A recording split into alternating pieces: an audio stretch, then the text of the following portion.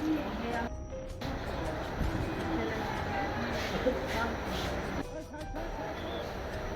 ডাক্তাররা কি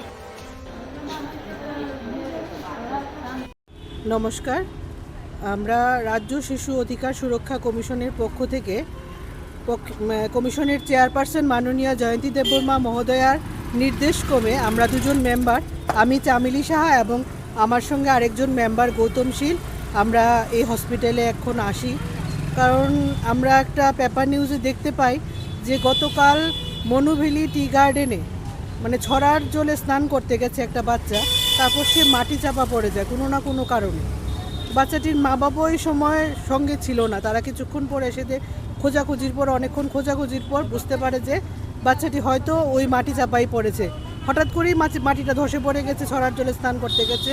তারপর ওখানে উপস্থিত আরেকজন শ্রমিক ভাই, যিনি নাম হয় বিশ্বজিৎ বানোয়াল, ওনার তৎপরতায় মানে উনি সিপিআর দেওয়াতে বাচ্চাটি খুব তাড়াতাড়ি মানে শ্বাসটা ফিরে পায়।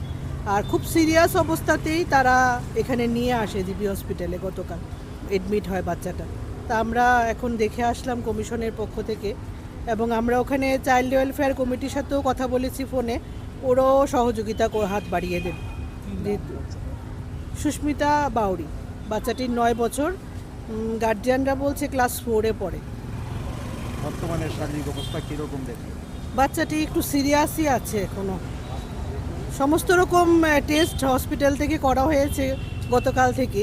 এখন অক্সিজেন এবং স্যালাইন চলছে, 1-2টা কথাও বাচ্চাটা বলছে, তবে অবস্থা এখনও অনেকটাই সিরিয়াস। বাড়িতে ওরা তো মনুভেলি টি গার্ডেনই, ওরা বাবা মা দুজনেই ওখানে কাজ করেন আর কি। রাজ্য সরকারের পক্ষ থেকে কোনো ধরনের আর্থিক সহযোগিতা? হ্যাঁ, দেখুন সরকারের তরফ থেকেই তো চাইল্ড ওয়েলফেয়ার কমিটি ওখানে আছে, তো ওদের তরফ থেকেও ওদেরকে আর্থিক সহায়তার জন্য এগিয়ে আসবে।